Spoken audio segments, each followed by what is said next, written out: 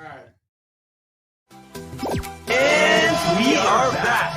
Welcome to another edition of the Sportsport. And we are back. We got the full crew in the house. That is what it's all about. The Yankees, out of any team in the league, are the best equipped to handle a blow like this. I think there is a higher power at play here. He's due law of averages. That dude is the ultimate scrub. It's trash. Yeah. Every person you have in there is fucking trash. Next game, you're going to see a big performance. You can see it in the end of the game, and I'm just totally stoked and excited for this. And we are back. Welcome to another edition of the Sportsport here on a Wednesday. That's right. The Barnes, Tony, and Zachariah show today. Mm-hmm. And I hate to say it, but for our buddy Josh B, and I'm sure his fellow Knicks fans, it's the day after the funeral. Not over yet.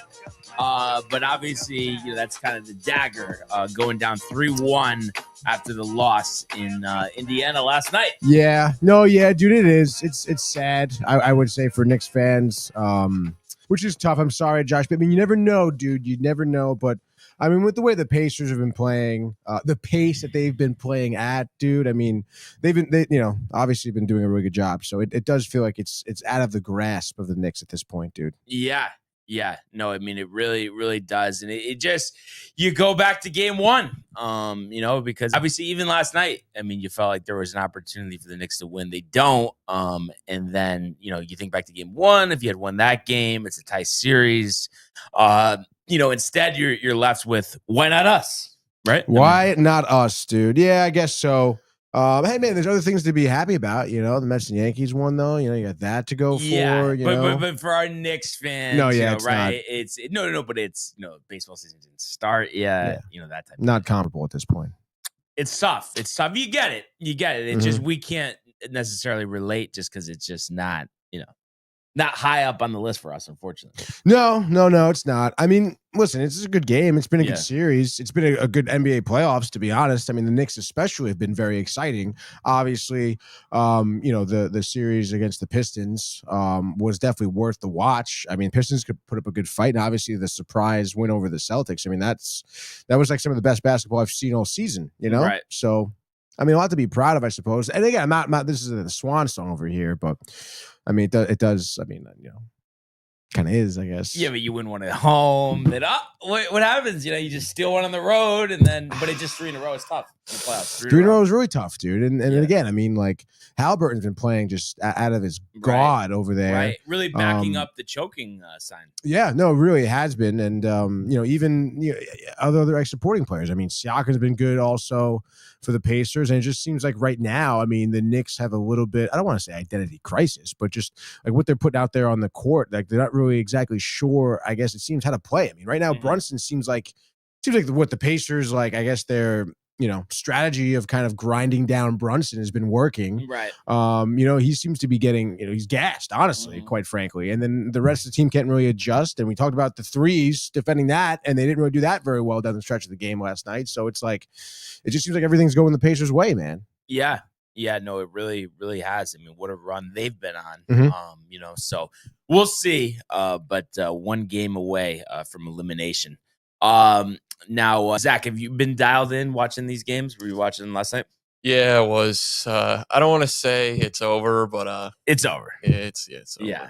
It doesn't look good. Is it to the point where it's like game 5, like you don't even want to watch, or not quite that bad? No, I'll watch. Obviously, I'll ride it out until it's over, but it doesn't look good right now. I think, like you guys said, they've grinded out Brunson.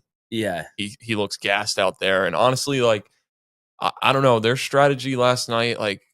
I love Bridges, but like I feel like the ball should have been in Brunson's hands anyways, like down the stretch, and that just wasn't happening either. So, yeah, identity crisis is like a good word for it because they just don't feel like they're playing their game. They've basically been bullied the whole series. So yeah.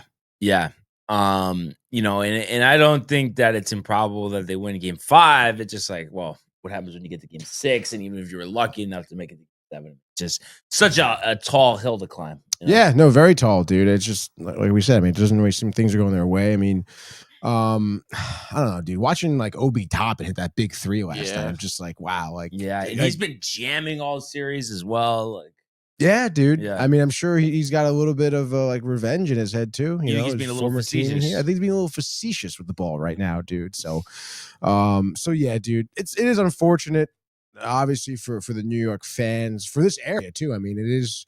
Obviously, when the city's rocking, when the Garden is rocking, you know, it does make for some interesting, you know, sports conversation around here. And I guess maybe arguably, you know, I guess just for the sport in general, if, you know, New York's in it, more people are in it. I mean, would we say tickets for the Pacers game was what, $400? Yes. No, I think $200. $200? Yeah. Crazy, dude. That's Yeah. wild. Like, compare him to the Garden. I mean, it's like ridiculous. Yeah. Well, now, I mean, it's a bargain. You could get in for $458. You know, Really? we're talking over 1,000 for some of these games. Do you think it's worth it at that point?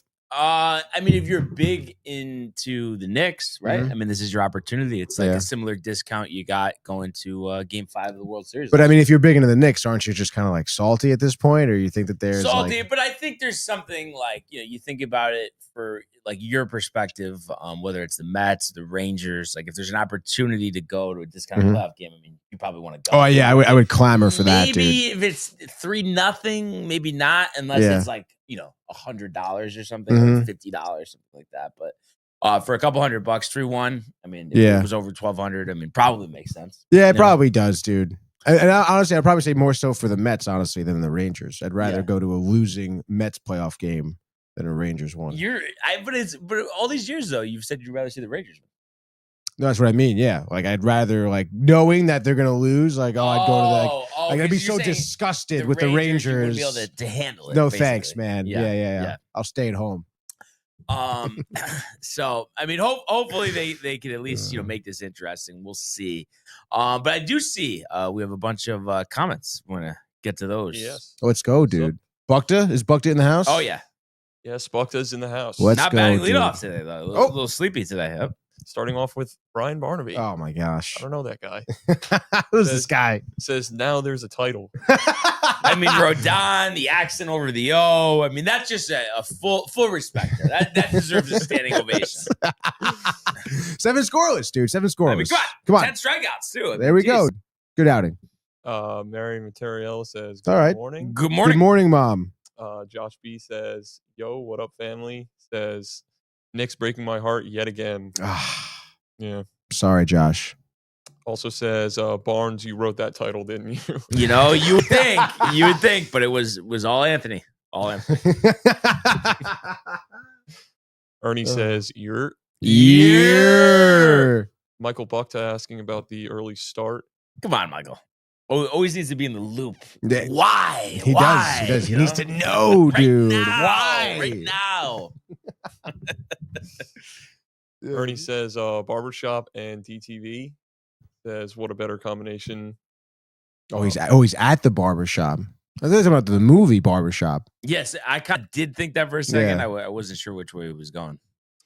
Also says, if Kev and Cold Take would have been more humble after the Celtic win, the karmatic gods give them a finals appearance. You know, I have to say, because I was thinking about this the other day. I was on with JD, Kev Dude's in there, and we're asking about the series. And I said, you know, I think the Knicks got it, but a 7-game series. And Kev's like, nah, I don't see why it's not 5 or 6. I was just like, Oh man, dude. I don't know. You know, Do you think Knicks fans in general maybe overlook the Pacers a little bit?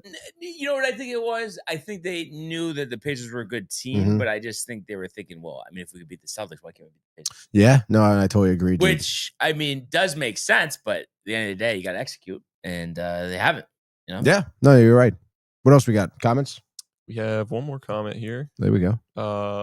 Bukta says, also Barnes, it's quite rare for a superstar player to go from the Yankees to the Mets. Who does that? Superstar, yeah. I mean, I it feels like Soto's the only one to do it, because I mean, like you think about some other guys, you know, Harrison Bader and you know, Curtis Granderson. Yeah, Grandy was at the prime of his career, and then as many people are before they go to the Mets. he was like, I think he had 2 40 home run seasons. Mhm. Got injured for one season, then signs the contract with the Mets. It was like okay, but it just He was okay. it wasn't Jason Bay, but it wasn't Carlos Beltran. He was an okay leadoff hitter. Yeah, you know. Yeah. Classic batting stance, dude. He used to love his batting stance. Yeah, no. I mean, Granny was the man, honestly. And then Michael Buck is saying it should be from the Mets to the Yankees. So really kind of like I think a thorn in your side this morning, Tony. Is he searching for it? I think he is searching for it a little bit. Maybe he wants a little rise, dude. Like he's just trying to get me riled. Then he asked how I feel about City Fields. Which like now he's poking you a little bit, dude. Which we've been over. And I think honestly, giving it a realistic take, it's not that it's like a terrible ballpark by any means. The thing that's always got me frustrated, Michael, is like the people, it's so much better than Yankees say. That stuff I don't understand. But if you want to say it's a good ballpark, that's okay. I think it was ranked best food in the MLB for like the third year in a row. Was pretty good. The food is very good there. Yeah. Pretty good. Very good. I mean, I'm just saying, this is as good sausage and peppers, dude. As good as you're gonna get from me. All right. The bucket of cookies. I can't wait, good. Dude. June 12th, I'm getting another fucking bucket. Okay, I'm telling you, dude. Sausage was good as well. Oh, so good, dude. And then he says City Field is a normal ballpark. I mean, I think it's a good way to sum it up. But I think normal, dude. I think we could go back and forth forever about this. But yeah, before we get into baseball, it is Wednesday.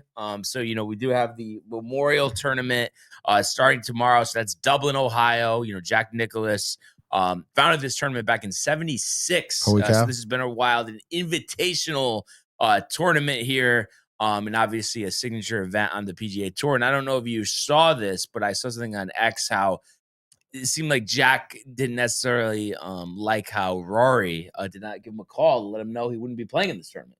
Oh, really? Yeah. What's Rory doing? He's just going to play the RBC because he's won that before, the Canadian Open. And week. Jack's like, yo, you can't just call me. Yeah. I mean, I think that's little. That's not good, dude. Facetious? You think by Rory, or he's a little chicken? Maybe honestly. Trouble at home, maybe. I don't know, dude.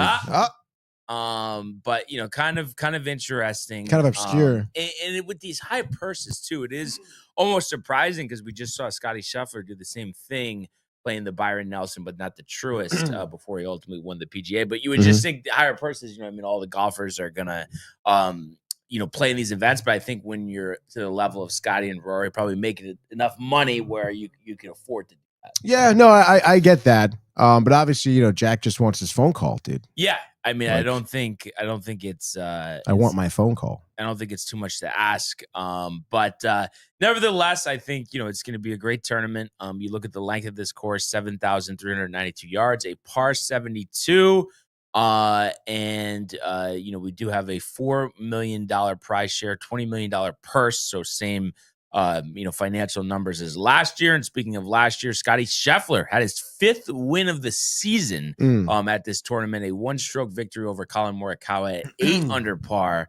And you look at, the scoring of recent years, that was kind of on the lower end. Victor Hovland the year before was 7 under in the playoff over McCarthy, but 22, you had 13 under. Cantley won his second Memorial at 13 under and 21. And then John Rahm in 2020, won at 9 under par. And then Patrick Cantlay, 19 under par back in 2019. And the tournament record, 1994, Tom Lehman was 20 under par. So it seems like it's gotten harder as the years have gone on. But, just how the feel that you would get, from a major championship, the thick rough, the fast greens, definitely not an easy course. And being that it's a signature event, other than Rory, you have, mostly, all your top golfers, in the world here. Scotty Scheffler, Xander Schauffele, Colin Morikawa, Justin Thomas, Ludwig Aubert, Hideki Matsuyama, Russell Henley, Sepp Straka, Maverick McNeely, Tommy Fleetwood, Victor Hovland, Shane Lowry, Patrick Cantlay, Harris English, Justin Rose, Keegan Bradley, Robert McIntyre, and Corey Connors rounding out the top 20. And then you also did get sponsors exemptions from Ricky Fowler, Matt Kuchar, and Brandt Snedeker. There's,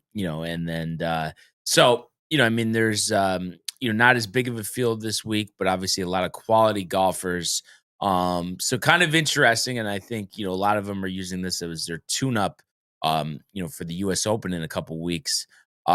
So it's definitely going to be interesting. I'm sure we'll see a lot of good golf this weekend. But what are you thinking here? How are you handicapping this one? Honestly, it is tough, dude. I mean, and I've been going with Scotty back-to-back weeks, 1 for 2. But dude, I think I'm going to stray away from that. I mean, there's obviously a little bit more of a higher pool of golfers, than we had last week. So, I'm looking at this list here, and I think it will be competitive. But, and it's funny because this name kind of popped off the page earlier this morning, and you mentioned him already today, but I'm going to go Patrick Cantlay to win for the third time of his career. I think he won technically back-to-back years because I think they were off for a year for COVID. But in any case, it will be his third victory here at this tournament.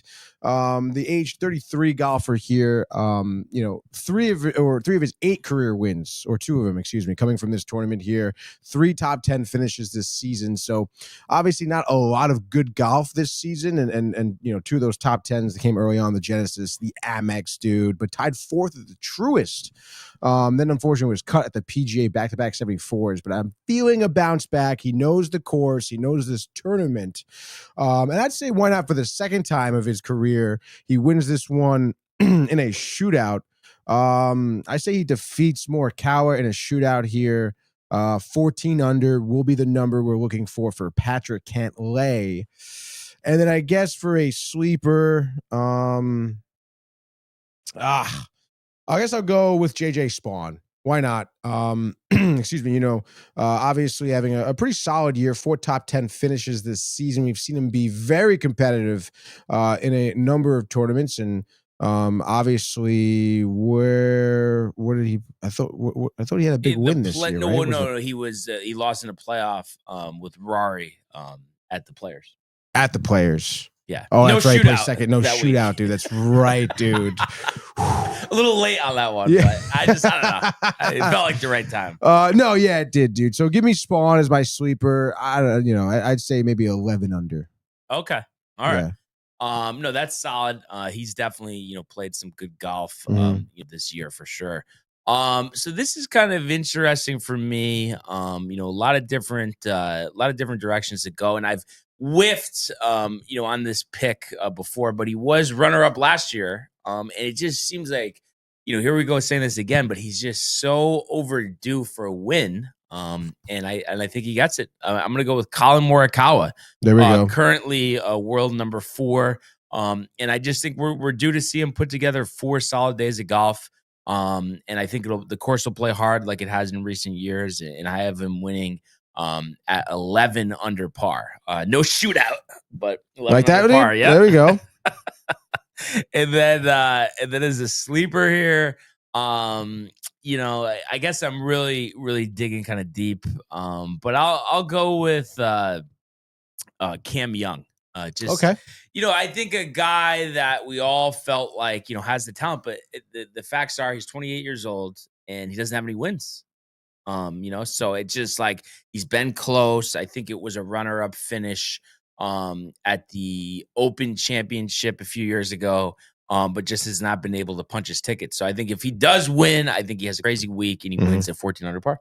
Wow, there we go, dude. The New York native, 5 minutes on Scarborough, New York. I got nothing about Scarborough. Actually, yeah, it's Mamaroneck for me. I don't really know. I feel like it's going to be close. Yeah. SCAR. Yeah. And it's interesting too. There's just not a lot of golfers that are from, the tri-state area on the PGA Tour, just because you don't have the weather to play all year round. That is tough, dude. Looks like Scarborough is in Westchester County here. Oh, okay. I kind of was thinking that, but then I was like, am I just thinking of Scarsdale? Were you thinking that, dude? Looks like, dude. Over or under from here, 45 minutes. What do you think? To get to like the town line, I guess. Over.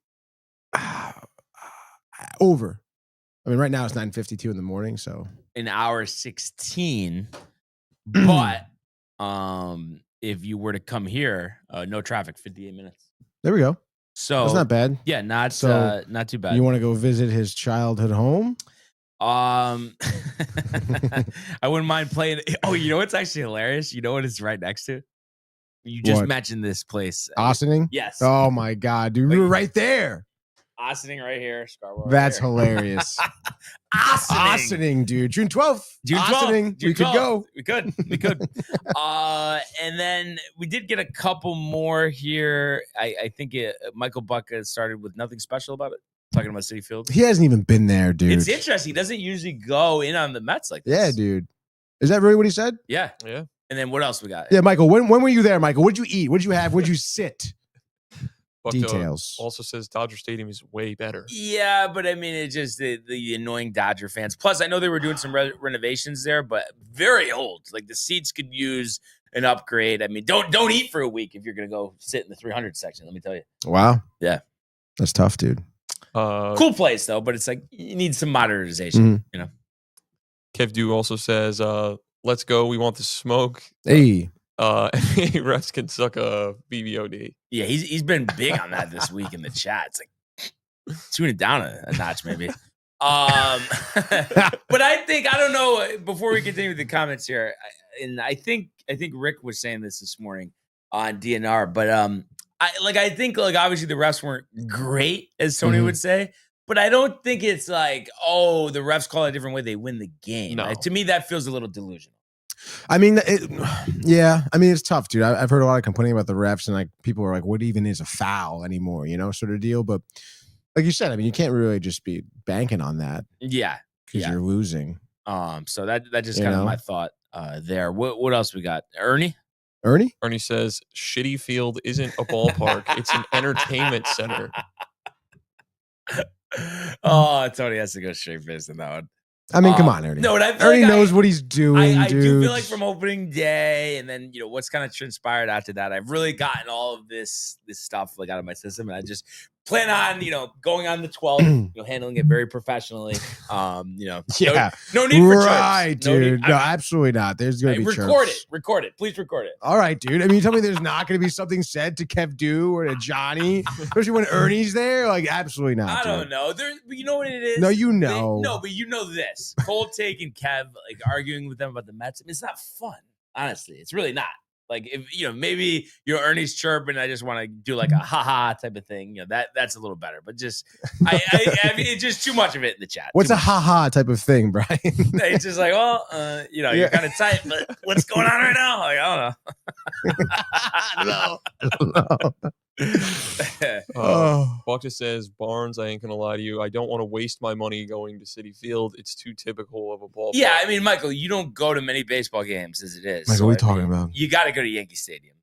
That's a typical field. And easier to get to. You don't have to take the LIRR from Grand Central. You can just go right in. So I think I recommend Jimmy. Jimmy should take you. Come on. Graduation gift.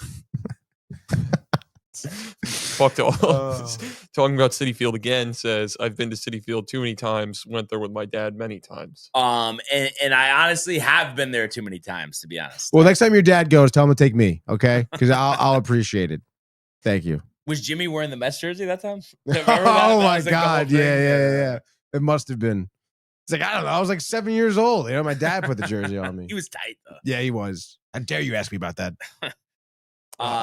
And then I guess, he says he's sorry that I had to go to Citi Field. So don't be sorry, Michael. Honestly, it's going to be a great day. Mets aside, it will be a great day. I will tell you that. Michael Theophil chiming in here says, there we go. Goats in the chat. Best sports show out there. Knicks blew it. Michael. Yeah, I wonder how Michael feels about it, honestly. He says he will win Game 5. Really? Yeah. Okay. So he's confident. Yep. Also says that. Says Knicks defense is terrible. Mm-hmm. I agree. Buck also says, I was talking to Ernie until 12:24 a.m. Question mark. I think he's still drinking those Modelo's. Mm-hmm. Yeah, definitely, dude. Definitely. Also says, sorry, that wasn't meant to be a question mark. Exclamation point. Okay, Michael. Says, I'll gladly have him take you instead of me. Yeah. Not a problem, Tony the Tiger. Good. Because he's roasting. Oh, good. Citi Field. This is one of those times he's cracking up to himself watching the show. But listen, we appreciate Michael tuning in, commenting, all of that stuff. I'm looking forward to hearing from his father. Oh, yes. Yeah, on those tickets. But anyway, let's go to the world of Major League Baseball. It's deep to left. It's 700. Albert Pujols. Yeah, what a play! Stop it. Skip. And Alonso cracks one. The Mets win the ball game. Out of sight. And it works at 100 miles an hour. 14 strikeout. Drove deep to left field. There it goes. See ya. All right. Seems like all we do these days is recap Yankee wins, and they win a close one last night, 3-2 over the Anaheim Angels. And Carlos Rodón with another absolute gem, 10 strikeouts over 7 scoreless innings. So this month has been statistically one of the best pitchers in the whole league. In terms of earned run average, strikeouts before the season. Now 7-3 with a 2.60 ERA, and with the 10 strikeouts, you know, obviously no runs, but no walks too. So that was a problem earlier in the season. So you love to see that. The long ball had plagued him at times, but he's just really dialed in. He's giving the Yankees everything that they were hoping for. After signing that big contract, and the Yankees have really given the fans everything that they could have hoped for up to this point.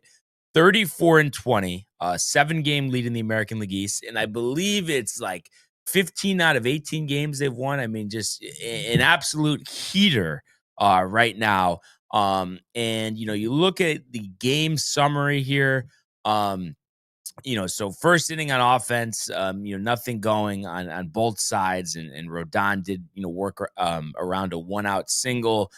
Same thing in the second inning for the Yankees. Bottom of the second, Rodón, and he did a great job of this last night, where he would get runners on and then find himself out of it. And that's what happens when you have the strikeout stuff that he has. But Travis d'Arnaud led off with a double, and then he got a ground out and 2 strikeouts to get out of that inning. Third inning, Yankees get 2 on with 2 out. Judge up, hits one hard, but right at the shortstop. But Paul Goldschmidt with a double there. We've talked about his numbers against left-handed pitching. That continues the onslaught. Third inning, Rodón working around trouble again, had 2 runners on with 1 out, and then gets 2 strikeouts of Moncada and Ward. Fourth inning, we finally get some scoring with 2 outs. Ben Rice hitting a home run to right center, I believe his 12th home run of the year. So really giving the Yankees everything they could have hoped for, especially with Stanton out.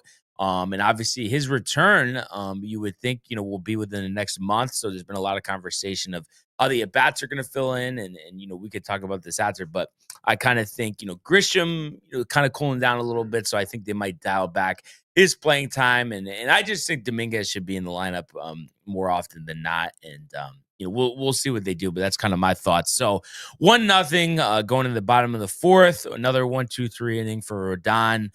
Fifth inning, you get an Austin Wells leadoff single. Oswald Peraza lines out, and Austin Wells able to steal second, but Yankees unable to get him in. So 1-0 going to bottom 5. Rodón, 2 strikeouts and a fly out there in the 5th. So absolutely cruising at this point. And Tyler Anderson, I mean, let's give him, his credit. He pitched a good game here, but he gives up another run here in the 6th after a Judge strikeout. Cody Bellinger reaches on an error. And actually gets to third base. So on a play by the center fielder Lugo, lets Bellinger get to third. And then Anthony Volpe, we've been talking about this, finally, producing, adding to that RBI total, I believe 32 RBIs so far. So has been getting some clutch hits with runners on. That's a welcome sign. I've been talking about, him and Wells, being the keys to this offense really getting unleashed. So that made it 2-0. Yankees don't get anything across the rest of that inning. Rodón, another 2 strikeouts and a flyout. So, I mean, just absolutely dominating this Angels lineup. And then Angels go to the bullpen. So Tyler Anderson, pitched well, like I said, 6 innings, 2 earned.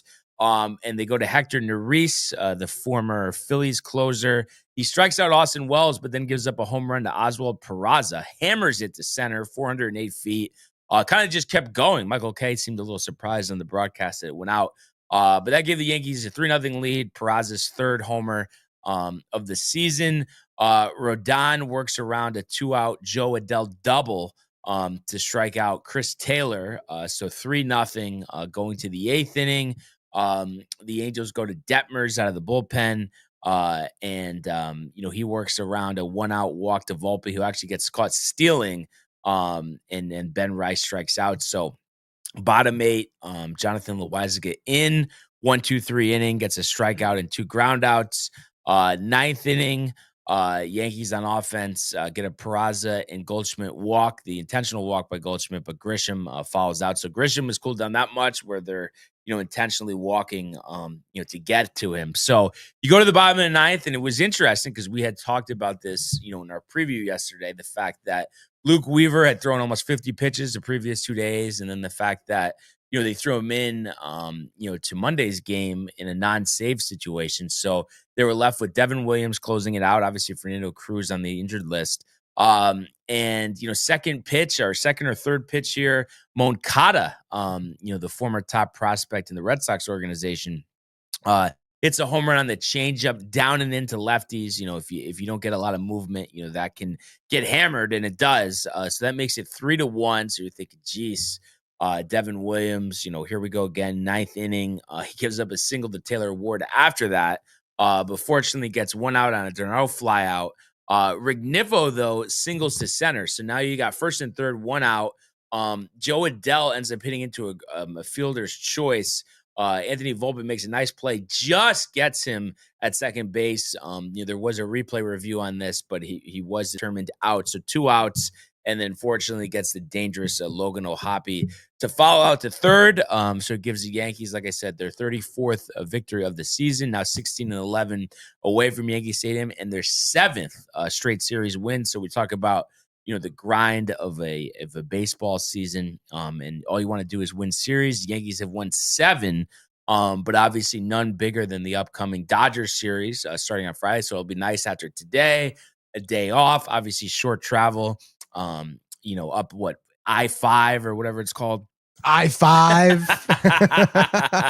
Sure, there won't be any traffic. So it's just nice that this series is in the bag. And I think if you want to critique here, obviously a couple of things stand out. First, of course, Devin Williams, it just seems like for whatever reason, the 9th is not his inning. And I think once Cruz comes back, if Weaver is unavailable, they'll probably go to Cruz in these situations because it just like he's been so dominant in the 8th inning. So it just feels like, there's just not a reason to pitch him in the 9th. But obviously, was fortunate he was able to close it out because it does feel really good too. Not only have we flipped some games recently where we're down late, we end up coming back winning it. But the fact too that we've had close calls, you think about the Colorado game, last game of that series, and we've been able to, hold in there and hang in there and get the W. And that's what we did last night. So gotta love it. And I think, more offense will come. You're in the midst of a long road trip here. But it's back at it today. Getting a sweep here with the off day coming would be pretty sweet. Do you have the Dodgers this weekend? Dodgers. Yeah, Dodgers, so right? World Series rematch. There we go. It just you'd love to, like I said, get a sweep here and go into that series with some serious momentum. And I feel like too, I mean, we've kind of talked about this. The Dodgers this year, while I think they're in first place. I think would you call it? I don't know if underwhelming is the right word, but just not like I think everybody was expecting them to like race out to like a 40-10 start. Like it hasn't been that easy for the Dodgers. Yeah, no, it hasn't been easy. I mean, they've also, you saw with the Mets. They were able. It wasn't like that going into the year. Oh my God, we can't beat the Dodgers in a series. No, yeah, definitely. The Mets right now are obviously like a better team, and to come in, to have Dodgers come here and beat them 2 out of 3. That was obviously pretty outstanding. But the Dodgers, I guess, they still they almost picked up where they left off last year, where like they still have injury problems. Yes, especially to their pitching Blake staff. Snell's injured? Do you know what the injury there is? Seems like he's been out a while. Shoulder? I believe so, yeah. Okay. Zach believes shoulder, dude. Yeah. But obviously, like Dustin May kind of like still figuring out on his own too. Obviously, about Kershaw coming back, injury, and getting starts, dude. Who had that on their bingo dude. card? And it's like also I feel like people maybe anticipated Ohtani pitching, at this point. Right. Which It obviously seems he's like not. he's a while He was away doing from the that. rehab starts. He was throwing actually before the Met game. He was throwing 97 on the gun, dude. Like, Yeah. oh my God, dude. The Sunday Night Baseball with Ravitch and they were Talking just about Ohtani. glazing Yeah. Ohtani the It's a glaze entire fest. fucking time, dude. Yeah. Like, oh, he's just so good. He's like throwing 97 and now he's hitting a home run. No, dude. It's like, well, he like, hasn't pitched okay, in 2 years. dude. Yeah, just showing the batting practice, like over and over and over. Oh. Yeah. Fucking assholes. All right. Well, in any case, no, but the Dodgers have been good though. Like, I still think with those pitching problems, like, it still has been pretty impressive to me. And no, I mean, definitely we know they're a good team, but I think all the more important because the Yankees, I mean, there is this feeling now that they're one of the top teams in baseball this year. They've proven that with their record. And it almost reminds me of the Mets series that we just had, where I just felt like it was very important. Yes, it's just a series. Yes, it's 3 out of 162. But it's just like, especially with that trash talk from the entire team after the series and after the way you played in that series, and I know it's different rosters, but I just think there's a sense of pride that comes into play as you kind of want to punch back and say, oh, we're ready to battle. We hope you face you again in the World Series. Dude. I mean, needless to say, obviously, you lose to a team. Really in any series, you always think next series, you remember the loss. You want to get back. And let alone you lose to this team on, the biggest stage you could have for baseball. And then they insult you afterwards about it. So it's like, I would imagine there's going to be a huge chip on the shoulder of the Yankees. I mean, that at least the fan base will be saying that. So, I mean, dude, it's a big series. Let alone, I mean, they are still a front runner. Like in the league. Yeah. So like you said, you want to be considered one of the best teams. You got to beat the best, dude. Yeah. And I think odds wise, I've seen some even have had the Yankees over the Dodgers in terms of, favorites to win it all, but they're, kind of the consensus 1 and 2 selections. So, I think it's going to be a great series. And actually their records are pretty much identical. The Yankees just with one less loss, but both with 34 wins. Dodgers just haven't been playing as well recently, only 5-5 in their last 10. Well, the Yankees are 8-2. But yeah, I mean, that's going to be a great series. Obviously, first, task at hand this evening, same start time, 9:38. And you got UC Kikuchi on the mound, who's actually pitched pretty well for the Angels this season, and in his career has pitched well against the Yankees. Obviously, majority of those starts coming when he was with the Toronto Blue Jays, a couple when he was on the Mariners. But I think what was it? Career-wise, I believe it's like a 3.4 ERA in terms of, against the Yankees. And he's actually had Kikuchi, really? Yeah, a good amount of starts. It is a 2.77. Oh, wait, no. I feel like that's not the right thing. That can't be right. No, I hate how the hit location hit your actually. What are we doing here? Are you on Statcast? What are you on right now? No, I'm on the usually reliable Baseball Reference, and I did already pull this up before, but I know the ERA is in the threes. Okay, yeah, 3.38 earned run average against the Yankees, 15 games, 13 starts. So he's held his own. But listen, I mean, I know Tyler Anderson pitched pretty well, but I think the numbers will show. The Yankees are thriving against left-handers, so I would expect them to be able to, do pretty well against him. And then Clark Schmidt, I think has been solid. I think he's looking to kind of really, find his groove. Didn't quite make it through 5 last time out. Obviously, first start in Coors Field, all of that. But I see no reason why, you can't sweep this series, because I just think that'll really set you up. For this Dodgers series, and then you really will enjoy that day off leading into it. That's for sure. So we'll have to see what happens. We'll preview that. I see some more Michael Butka though. Anything good? Let me. Yeah. No good. Yeah. We'll allow it. Yeah. Says Dominguez has turned on, playing really well. Yeah.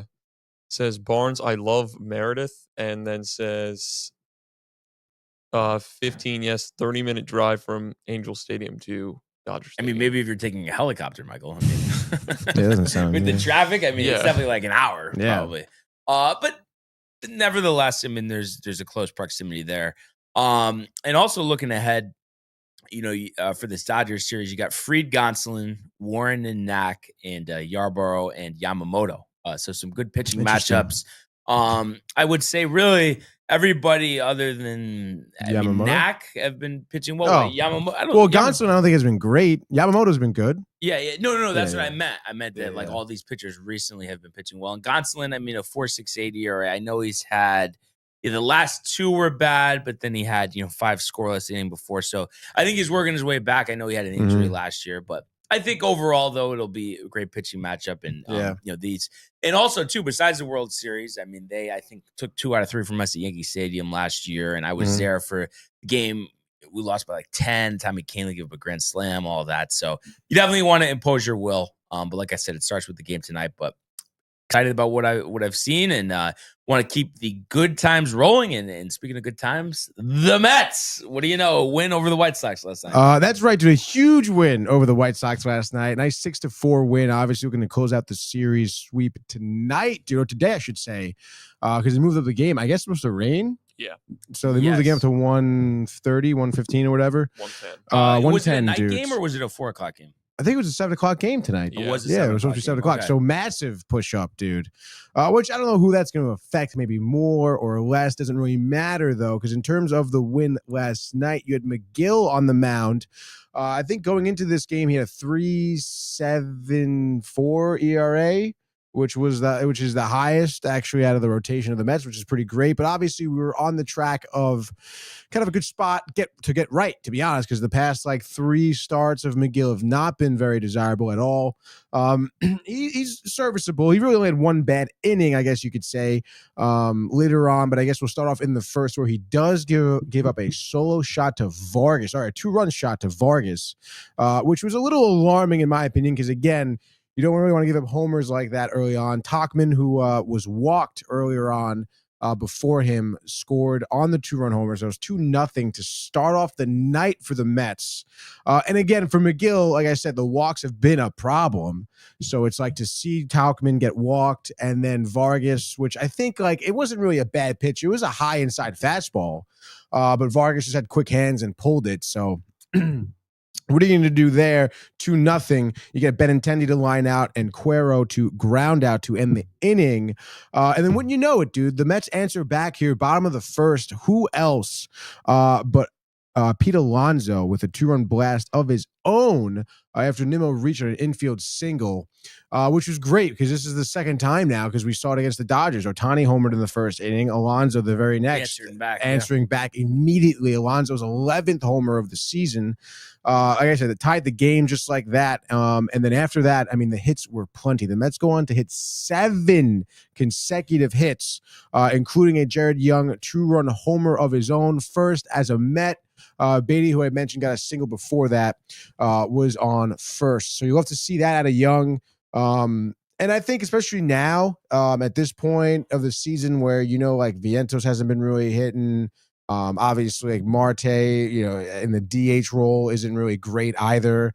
And then obviously, I don't know why I'm blanking. Jesse Winker, the injury, the kind of Juan Soto, right? He hasn't been great. Well, he hasn't really been put in the DH spot, dude. But I'm just saying in general. Yes, yeah. I guess if you want to bring that up, dude. Well, it just seemed like it went well. I'm sure he's played a game at DH or 2. No, yeah, he definitely has. So there you go. The DH role, dude. I think maybe 1 game. Was it 1? Yeah. But, 1 game, dude. could you argue, should he be the full-time DH? No, he should not be the full-time DH. Marte's not a better fielder? No, I really don't think so. Interesting. All right. He's not, dude. Marte's injury prone and he can barely move, really, dude. Yeah. And I honestly question his effort sometimes. But would you say for Soto, has it been a better year in the field or at the plate? For Soto, on his own? Yeah, this year. I guess in the field. Wow. He's made a couple good catches. Yeah. He's played at the plate. What are we talking about? It's been really lackluster, right? How did you even compare the two? You're seeing all the at-bats. Last night, was it pathetic? Was he close on anything? There was one. Was it in the 3rd inning? No. It wasn't pathetic, dude. It was I don't know what Nimmo was thinking, to be honest. But I think, was it in the 3rd? No, that was in the first. That was in the 1st inning? Right before Pete hit the homer. Oh, you're right, dude. You're right. All right, so Nimmo, this was a really, I was never seen anything like this before. So Nimmo's weird. on first base. Soto hits a hard hit ball to the gap between right and center. The center fielder dives, bounces off the ground, does not catch it, but it bounces into his glove. Nimmo, who was rounding second, thought that it was caught it. Soto's on first, rounding first, right? Nimmo goes to run all the way back to first, passes Soto. Soto automatically out. So it's like Nimmo's safe on first. It would have been a hit. It would have been a double. It feels like it still should be a hit though, because it's like a base running mistake. But I guess it's a force out. Okay. It's they scored it as a line out or a line out. Okay. So that was just a crazy happenstance. But I mean, other than that, he struck out once or maybe twice, 0 for 3 last night, or whatever. 0 for 4 last night, 2 strikeouts. 28. Listen, the strikeouts, aren't like he's looking like a fool at the plate. Yeah. I would say a lot of it is ground outs and line outs, Did he look like he was in a good mood at all? I think since they've been back at City, he's been in a better mood. Better mood. Okay. But I mean, still, it's not like phenomenal. And then his mood. What do you think about Derails 93 saying Vientos has been hitting? What is this guy talking about? Is he saying that Vientos has been hitting? Because Vientos has not been hitting. No, I think he thought you said that he was hitting, I guess. No, I think I was saying with Vientos' hitting, it's nice to see Young at DH because his hitting has been trash. Yeah. Good clarification. Really, his entire season has been pretty trash. It has. In any case, you're happy for Young. Like I said, it's interesting, I guess, his storyline, but I'm not expecting like a ton out of him. He's almost like a Iglesias maybe of this year. He could be, Mike Topman. Sure, if you want to say that.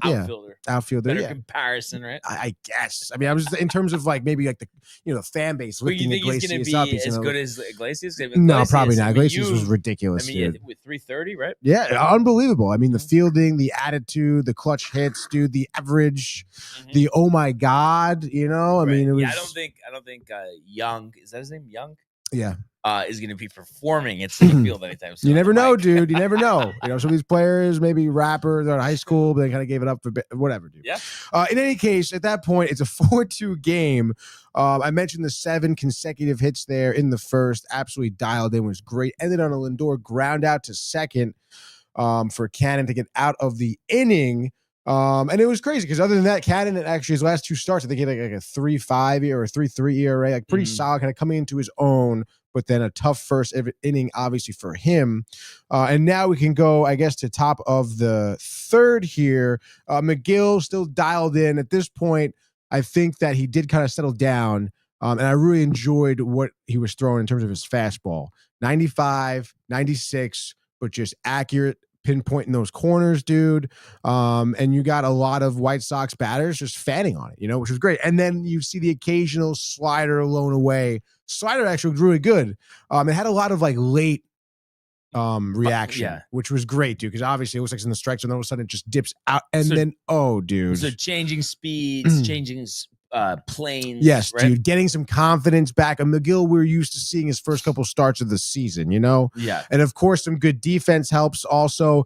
While McGill does get Tauchman a strikeout here for the second out, I think Mydroth was caught stealing second, so he'll strike him out, throw him out deal, which was great. Again, I think that attitude, the vibe around the field and stuff like that helped McGill out a lot. And then we go to bottom of the third where we continue to see some hitting. Brett Beatty, a younger player who I can say has been hitting well so far since honestly being called back up because Vientos has been trash. Lead off with a single. Young, a double here, back-to-back hits for them. So runners second and third, nobody out. Vientos, speaking of him, pops out to first for the first out of the inning, dude.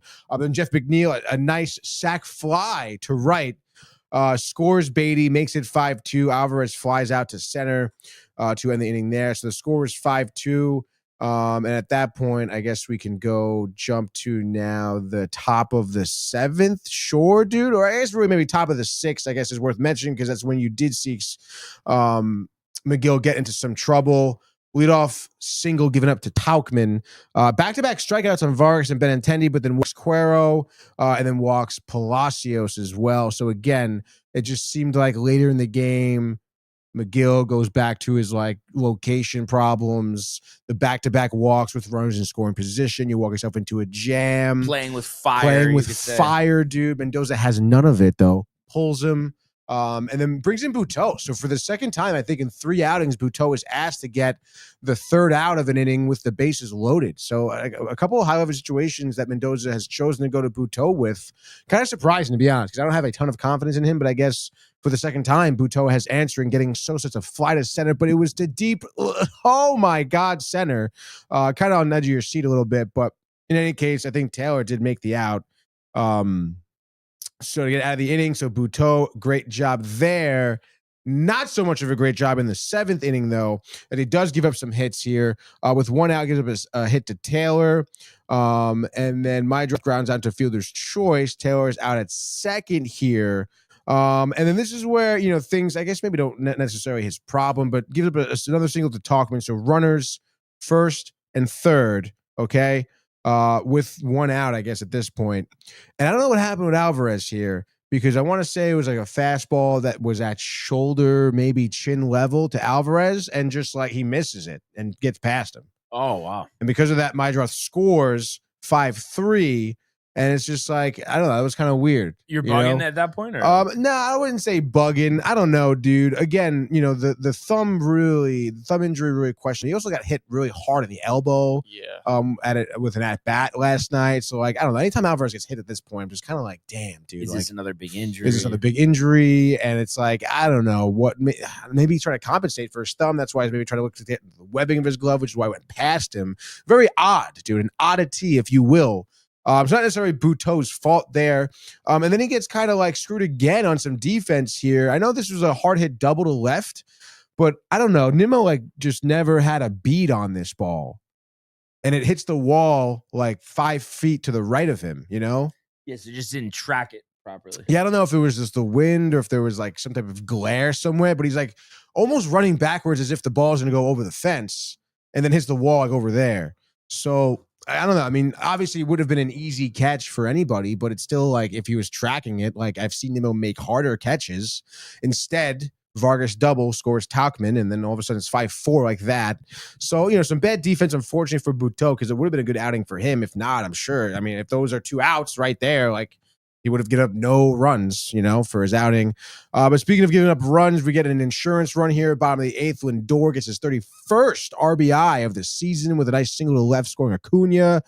That'll be the end of the scoring there. 6-4. You go top of the 9th. Reed Garrett getting his, I think, second save, right, of the season, which has been nice because, we've seen Stanek get a few saves. Obviously, Diaz has been dialed, getting 7-8 saves this year. But it's nice to see Garrett, be an option as well. And for not for nothing, I noticed the White Sox was a 2-run game. You're asked to get 4 outs, right? Because did you come in the yeah, you did. Oh, you got 6 outs actually on the day, or 5 outs, excuse me, because you came in the 8th. So good for Garrett, good for the Mets. 4 in a row or 3 in a row, no, 4 in a row. Looking obviously to make the sweep here. You improved to 34-21, and obviously Alonso still is hot. You want Soto to get going, you want Alvarez to get going, but again, you'll take the Soto home, you take the Alonso homer, you'll take Beatty hitting well. Young heats up right now. I mean, I think it looks pretty good for the sweep, dude. Yeah, right. Yeah, and D-Rels 93 says Beatty has hit for 2 weeks. Vientos had a hit today. Mets fans are the worst. Wow, really coming like. Who is this guy, dude? Maybe Michael Buck's buddy. I don't know, man. I think he's hard of hearing, maybe, and doesn't really listen, and maybe can't understand English. Maybe I don't know, dude. You're actually typed it. What's his name? D-Ro, like Mark DeRosa, like D-Ro. D-Rel. Oh, D-Rel, dude. 93. Oh, is it D-Rels with a Z by any chance? It is with a Z. Yeah. And then what do you think Ernie said? I'm sorry, Damn, I look good with the crying emoji. I don't know if it's talking about Soto or. Oh yeah, because he traded Soto for Skeens, right? I think it was for Skeens. Yeah. Sure. Which obviously is great. That was a great move, dude. Pitching premium, dude. I wonder what D. Relis thinks about that, dude. Yeah, we should ask him, right? But speaking of thinking about it here, I mentioned the final game of the series today, the 110, the push-up here. Shane Smith versus Griffin Canning. Obviously, Canning last 2 starts not great, but just like McGill, you kind of want a nice little get right spot maybe because against the Dodgers and the Yankees, not great. I guess against the Yankees not bad, 2 earned runs, but still the 7 hits. Like you don't want to see that, dude. What was the Dodger line? 2 2/3, 1 hit, 3 earned runs, 4 walks. For Griffin Canning, though, I mean, has he had? I feel like last year it was like religiously 4 or 5 runs. I feel like he hasn't. He was like one of the worst pitchers in baseball last year. Yeah. Has he even had a start where he's given up 4 runs? I want to say no. They get him out of trouble beforehand. We've seen a lot of 4 2/3, 5 1/3. Yeah. Obviously against the Dodgers, the walks. I don't know if he was just trying to maybe pitch around batters like Ohtani and Freeman and whatever, but it's just like, again, I mean, let's try and see something that McGill put together last night. You know, I mean, go 5 2/3, 2 earned runs. I'll take that, dude. Right. The bullpen can figure it out. All right. There's the off day, obviously tomorrow, or on Thursday, I should say. That is tomorrow. So you know, you got time. You can use some of the bullpen pieces. Like, just get the win, get the sweep. Keep it going, dude. Yeah. All right. And derails. And then Colorado comes to town. So, I mean, an opportunity here to win some games for the Mets. Yeah, we talked about it. I mean, you know, the Dodgers were the hardest team in this 9-game stretch here. You took 2 out of 3 from them. You sweep the White Sox. You sweep the Rockies. And D. Rose would probably still be commenting, like, who cares? They're sucky teams, Mets dude. It doesn't really matter. Mets fans are the worst. Yeah. But, you know, you want to get the winning streak going. You know, you want to remain as one of the top teams in the league, dude. And hopefully, you know, Canning can get the job done here. And then on the weekend, we talked about it. I mean, you got the heart of the order, the heart of the rotation, you know, Peterson, Senga, Holmes. Like, those are good pitching matchups right there. So, and he also says, I didn't hear what you said. So that's all right. Walking it back a little bit. We'll walk it back. Don't worry. Mistakes happen. Yes, I understand. Yes. Now, do we have the picks updated? We do have the picks updated, What dude. do we got? Did I shit my pants again? You went. I mean, just every day. Oh, yeah, you went 1 and 5. No. You had a good day. You went 2 and 4. Yeah. You went 5 and 3. Okay, because with the makeups. All right, 5 and I 3 went is pretty 4 good. and 2. It's Currently, the damn totals. I would love to know what my winning percentage is without the totals. I mean, obviously you're hitting on all the dubs, so you hit on all the wins. The wins and had one total. Yeah. No. Well, you had one total actually. Yeah. With Tigers in the under. Yeah. And then same deal. I went 4 and 2, so I am currently 19 and 13. You are 18 and 14. Neck and neck, dude. Mano y mano. That's right. And you go first today, right? No, I went first yesterday. Oh, so I do go first. All You right. go first. So I guess it's time, Zach, to strike up the music.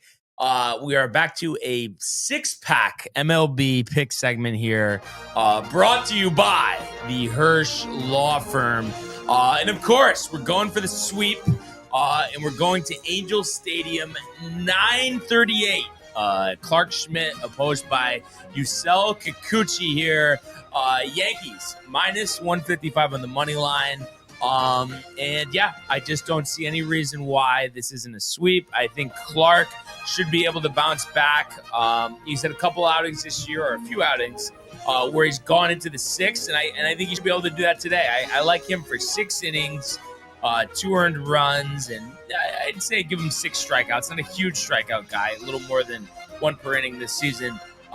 So yeah, I think he holds it down.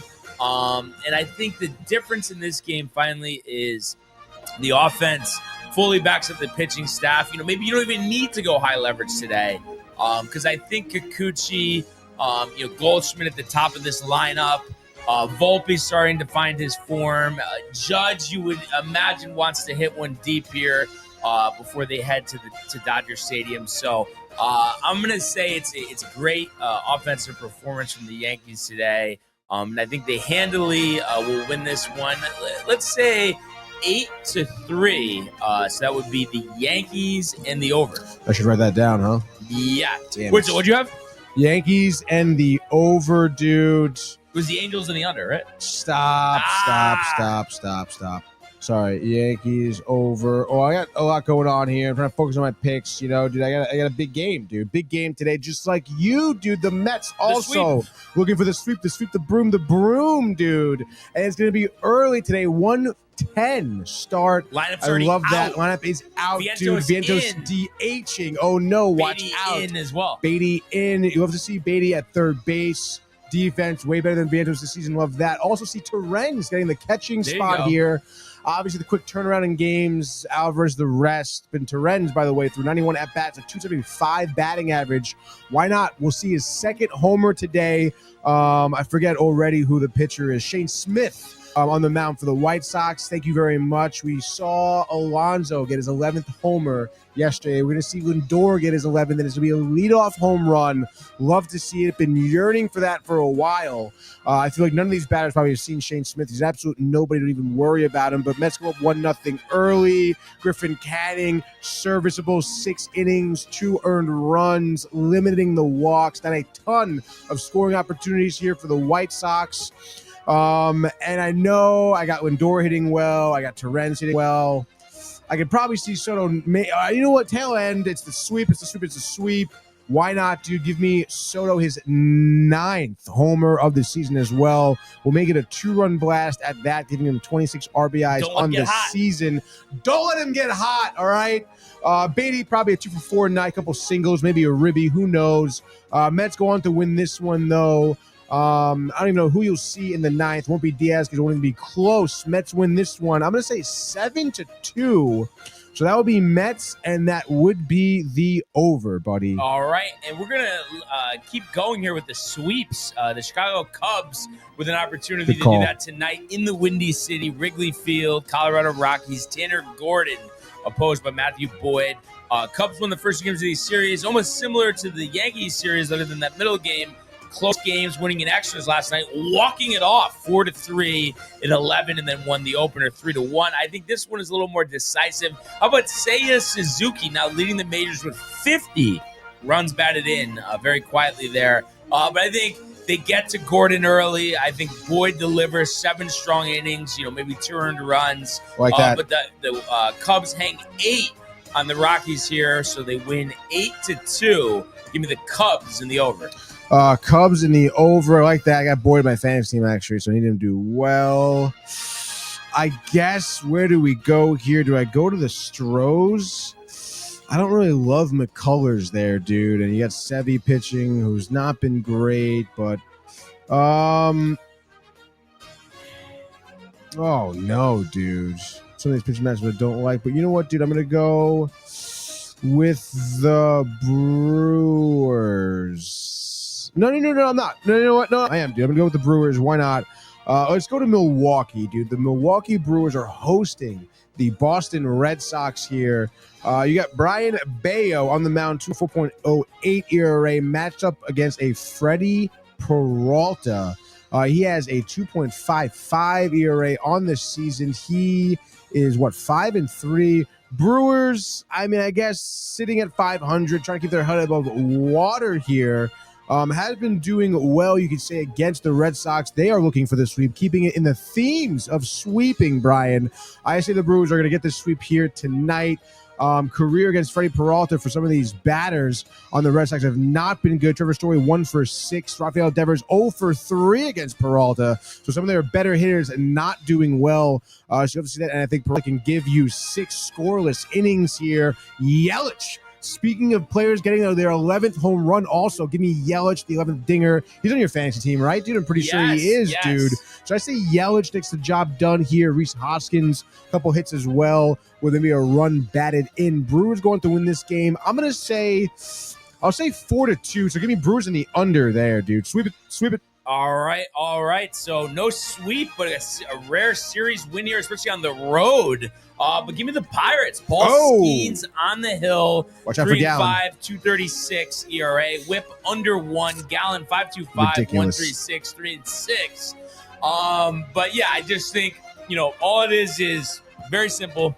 O'Neal Cruz, I think, will carry the offense once again. I would say 3-for-5 with a 3-run homer. It's an under game, but Skeens 7 scoreless, striking out a baker's dozen, Tony. Hey. And the Pirates end up winning. I'm going to say 4-1.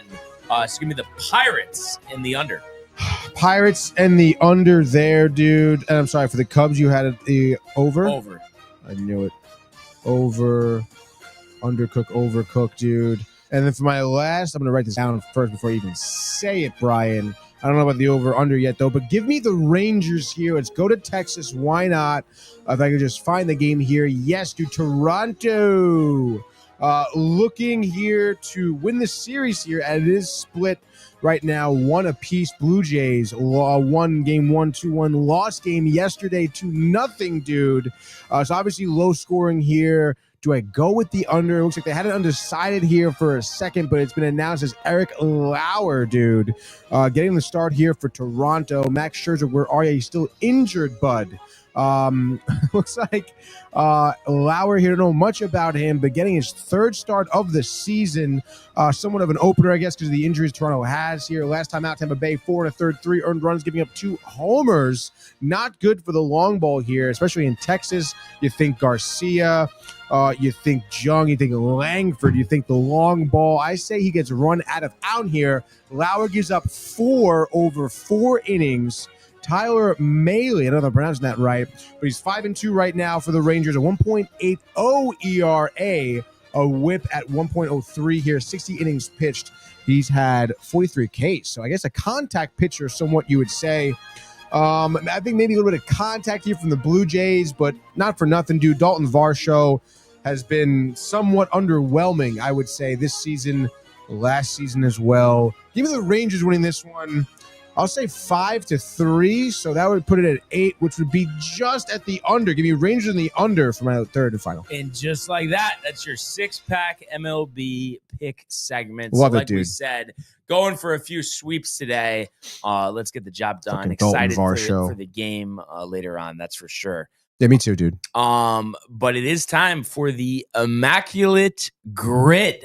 And I did take a peek here. Uh-oh. Some interesting categories. Hope you've been brushing up on your first round draft picks, Tony. Oh, no, dude. Wait, where? Oh, is it the last column? First round? Yeah. So, I mean, yeah, we could maneuver. Um, Diamondbacks, I don't know if Carroll was, but I don't know if even if he was, if that would be too obvious. I know Max Scherzer was.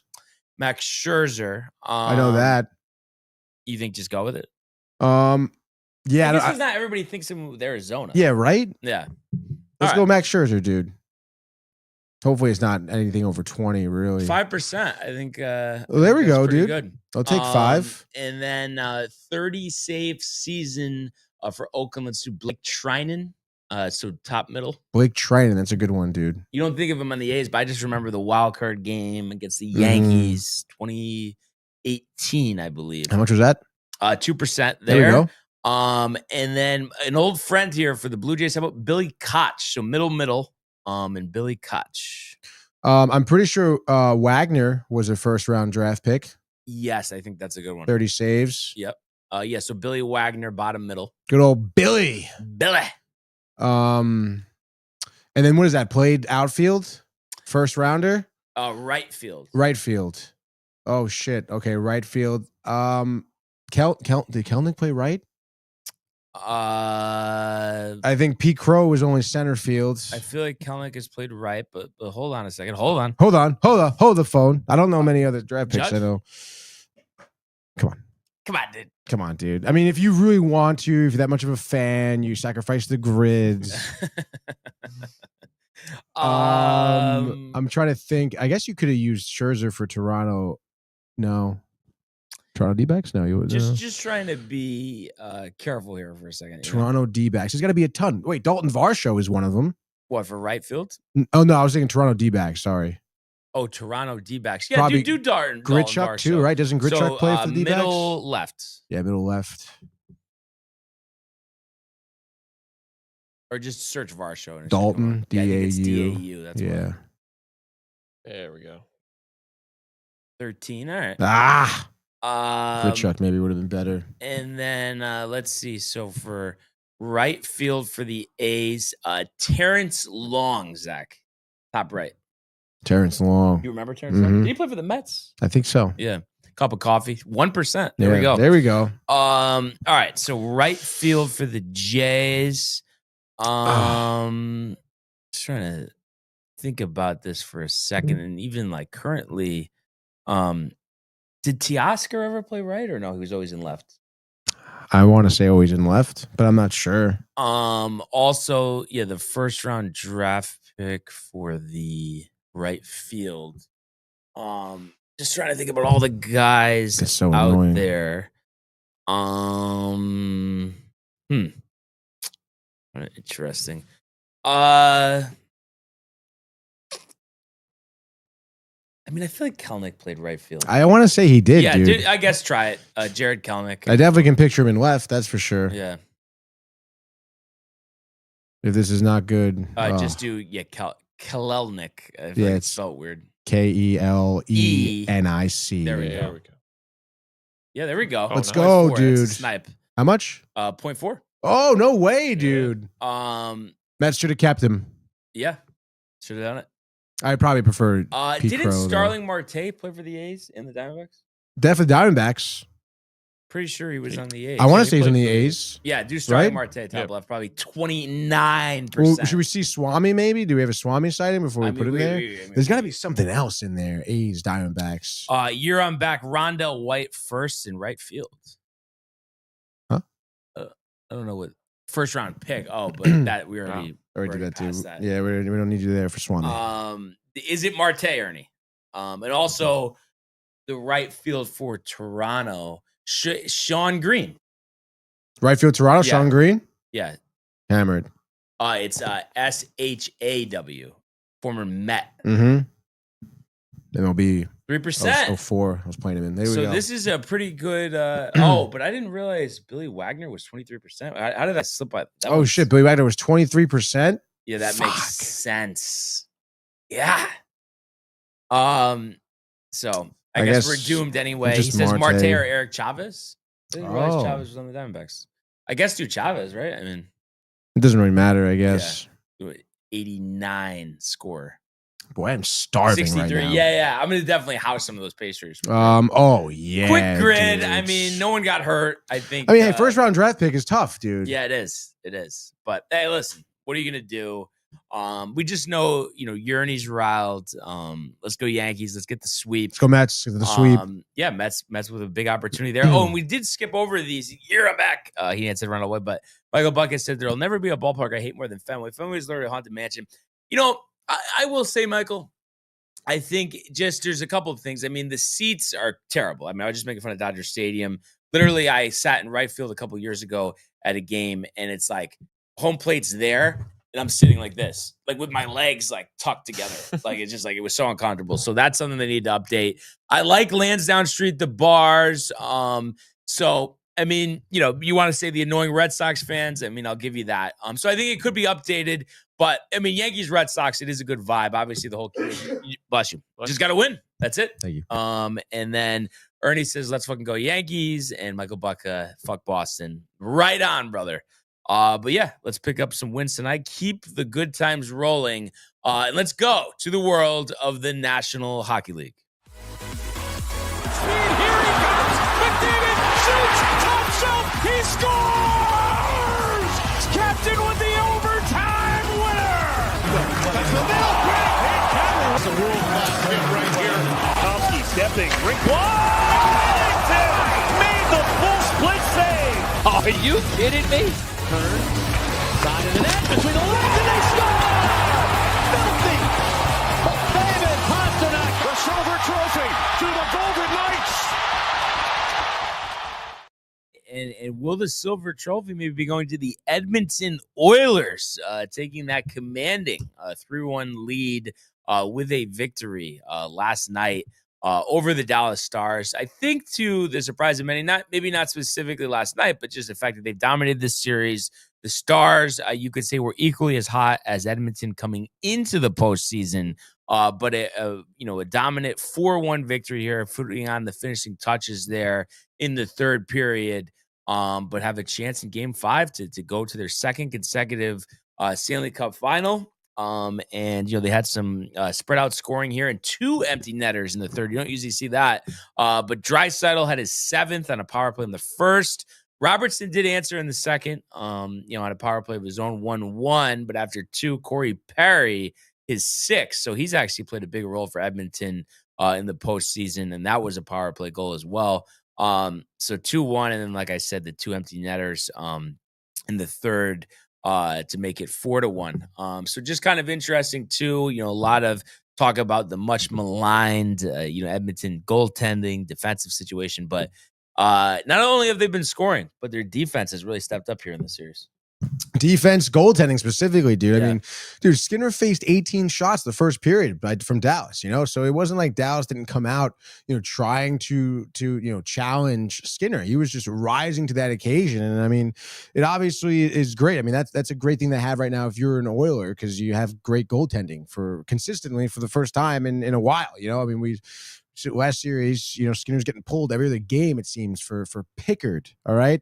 So to have Skinner dialed in, especially on a team like Dallas, I mean, it's a great timing. And, you mentioned Corey Perry being a factor in some of the goals here. I think he had did he have 2 assists last night, or a goal and assist? And kind of kudos to Knobloch, because Knobloch has recognized that, moved Corey Perry up to the second line, getting him some more time. He's more involved in the power play now too. So the old dog, as they say, is barking here on the Oilers, dude. Corey Perry, who's 40 years old, I believe. Wow. And you mentioned McDavid too, 2 assists. I don't know. He's got 28 points, I think, in however many games. 2 goals last game. 16 games of the postseason. Same thing with Draisaitl. You got 25 points in 16 games. Obviously, these guys are red hot here for the Oilers, and I mean that's just kind of a perfect storm of just you can't really fight that, And Edmonton's power play was humming as well, where they have 2 power play goals last night too, I think. Yeah, 2 power play goals, 2 empty netters. I mean that's the game right there. Dallas not playing disciplined hockey, giving up power play situations, not killing those penalties because it's really hard to, obviously. And then on top of it, we've said it. I mean, the Stars, your big guys have to show up, right? And they didn't. They're not. Robertson with a goal. Where's Rantanen? Is he even playing this literally, series? Dude. Granlund had a hat trick last series. Where's he been? Yeah. Roope Hintz, first game back from the injury. I know the cross check to the shin, tough, whatever. But you're not really doing much, So it's you're leaving a lot to be desired here offensively, from everyone. Matt Duchene, I mentioned him the other day too. How many goals do you have? 2, 3 on the season, or on the postseason, I should say. Not good, dude. You need to challenge Skinner more. You need to get better quality shots. You need to capitalize, dude. It's just at the end of the day, you really need to do that, dude. What's up? Thank you, dude. Tough time at Tiffany's. I was telling Tony, gotta go to the iced coffee there. Iced coffee, Simply Nutty iced with coffee. the cinnamon. Literally, the girl this morning goes, that smells so good. She was riled. I'm telling you, you have to try the Simply Nutty. Next time we'll try cream cinnamon. Do it. Okay. Look it. No hot, dude. Doesn't always have to be hot. I'm just saying. Why are you so tight? Yeah, what is if you I know besides the simple answer though of I just like hot better. Anything you could give me? No, yeah, honestly, because I said that before, by the way. I said this many times, Zach.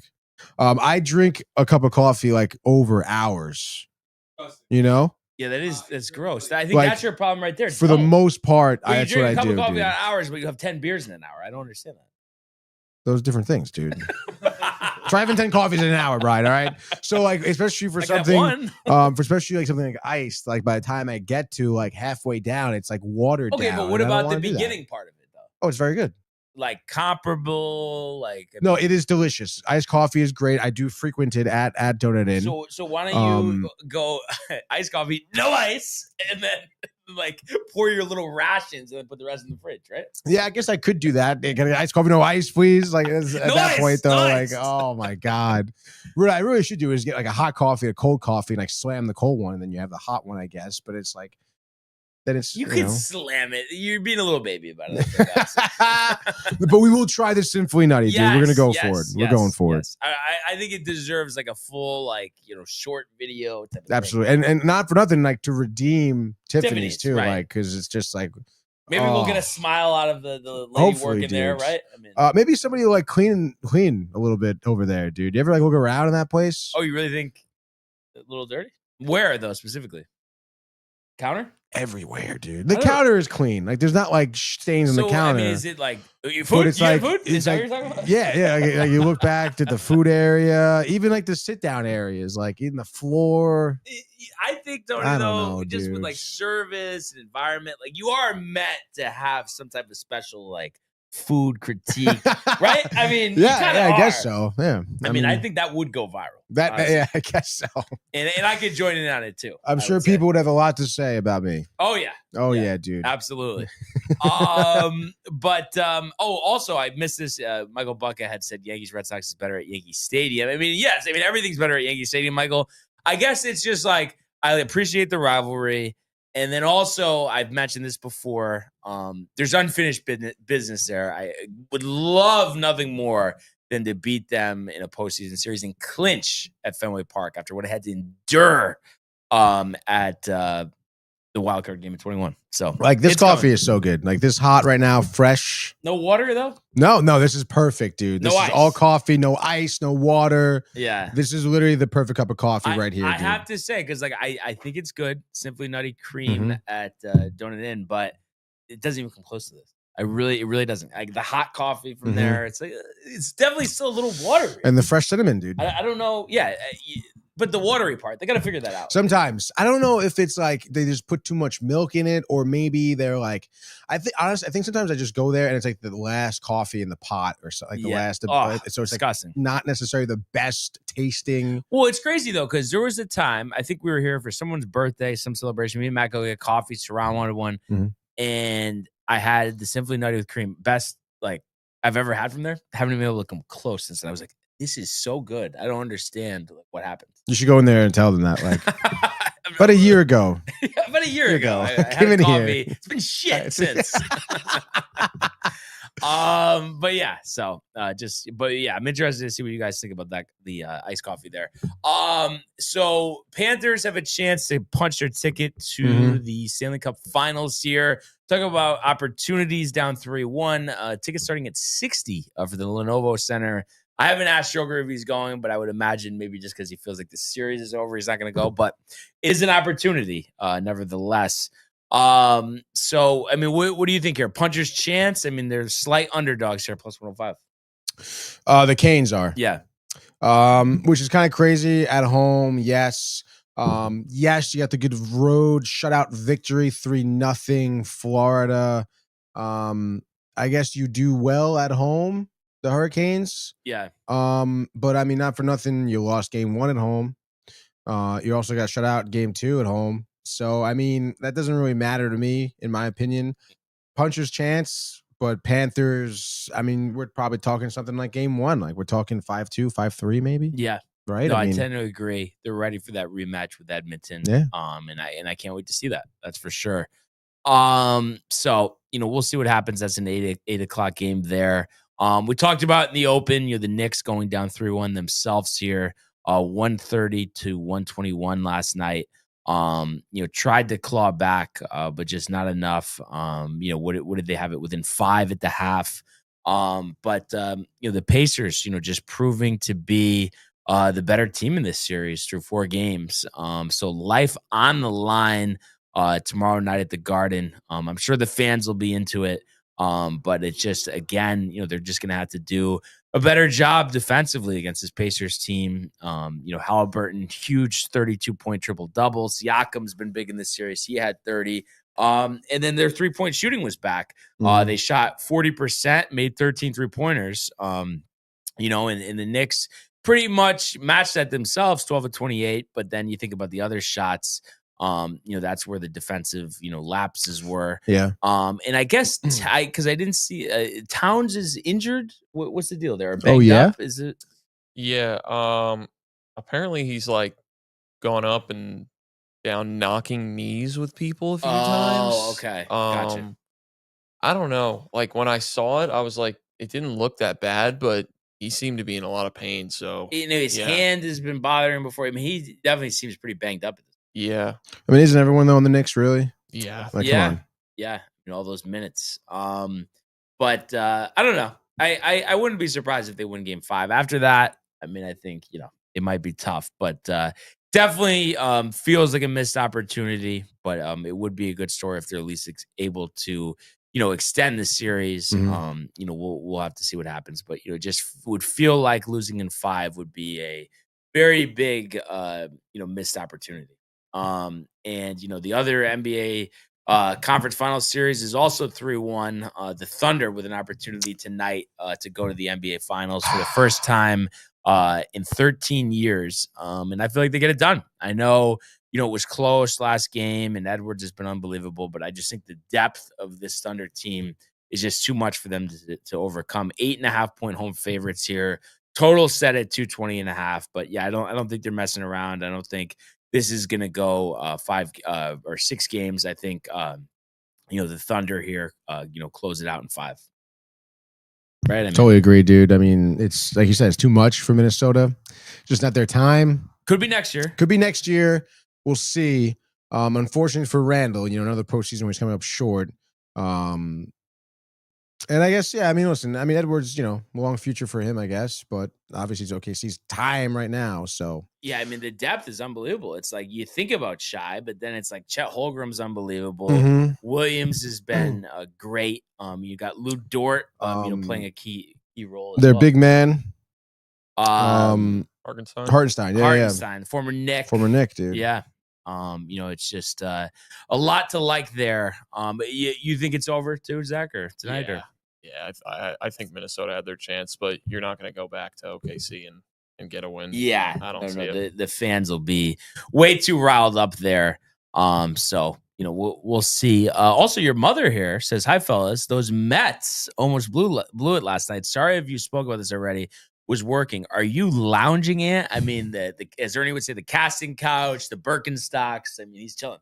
Yes, I'm very comfortable. It's Wednesday here at the studio. All right. So, keeping it chill, I guess. Why not? Right? Right? hump day, gaming quarter later, gonna be a long one. What's we actually have a guest coming in here, Who's dude. the guest? David, a man we've met at the Horseshoe. Okay. Big pool player, obviously friendly with us. Big beer drinker. I was friendly with actually gonna, me. as a joke, was gonna go hammered. Hammered, yes, dude. Will there be some drinks tonight? I don't know, probably not, dude. I think he's been talking a lot of shit, specifically about Mario Kart. Oh, interesting. Josh be on the dial. No Knicks tonight. Actually, yeah, dude. Josh B should be dialed in, dude. Again, the focus right now, heads up, David and I will be going at it, dude. And he's a big Nintendo guy, so we'll probably be ripping some Smash Bros, maybe some tennis as well. Strikers, dude. Who knows? Nice. But it's gonna be a nice little Nintendo, night here in the gaming corner. Special guest, obviously pizza for dinner, dude. So Luigi's. definitely not, dude. Happy's? Michael Buck seemed like he enjoyed his yesterday. Actually, I didn't hear from Michael Buck about that. Did he enjoy it? He texted me and Michael a picture of it. I wonder, did he ever say what pie he gets there, or didn't he? It never looked said, like there was dude? some peppers on it. Peppers are good, dude. Yeah. Peppers are pretty solid, but I don't know, man. We'll see. David said he'll bring a pie or something, so I think we're doing the cross pies, but hopefully not from Luigi's, dude. I still can't believe that about that place, man. Luigi's, yeah. Yeah, dude. It's just a shame. He said ready to pounce on this pizza, and looking at it, there's jalapeno peppers and maybe sausage. Okay. Sausage or bacon. Sausage jalapenos. I guess that's fine. Looks like a dude. solid pie. Yeah, I guess so. The cook was good, dude. Yeah. The bake was A good. little char, That's so, good, dude.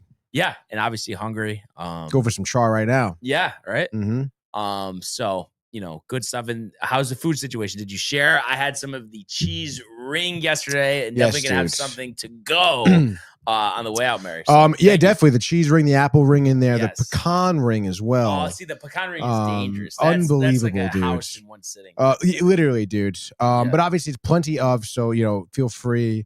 Yes. Brought some. Have you ever had ham cappy? It's also referred to as ham gabagol as well. No. It's a deli meats ham. Oh, okay. No, for a second, I was thinking it was like that Easter bread that they make. No, the What's pizza it? rustica, Easter. Easter bread, the Easter pie, I don't know the Easter pie. What the hell is it called? Like when it's like cheese and Stromboli or ham? something? It looks like a stromboli. Pizza Gain. That's what I was thinking. you Oh, were talking pizza about. gate. Okay, yeah. But no, this is just straight. This is like a spiced ham. Okay. So freaking good, dude. Again, deli meat, make a sandwich, mozzarella, dude. Maybe some peppers There you on go. it. Oh, so good. So, yeah, dude. And then, I got some leftover macaroni and meatballs at home. So at You're some locked point, in. At some point, yeah, we're locked in for the week, dude. Yeah, there you go. No chopped meat. no, week, no, dude. all right? No fried rice, dude. But and then King Corner at 7 or 8. 7 sharp, 7 baby. sharp. All Mhm. right. So everybody tune into that. But thank you all for tuning in today and continuing to comment, like, and subscribe. All of the archives on the YouTube page. Tony, Michael, Renee, and Jay in costume, the merch at DowntimeTV.com. Want everybody to enjoy the day, enjoy the games. Let's go Yankees. Let's go Mets. And we will see you.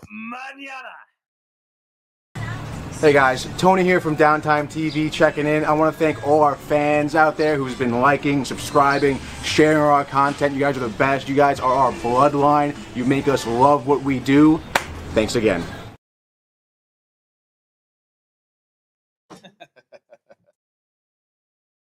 But you didn't say. Yeah, right. Like I kept you back in. What did he say? Yeah, he's been saying it all week. What is that? Big bag of. Oh. But it's like, dude.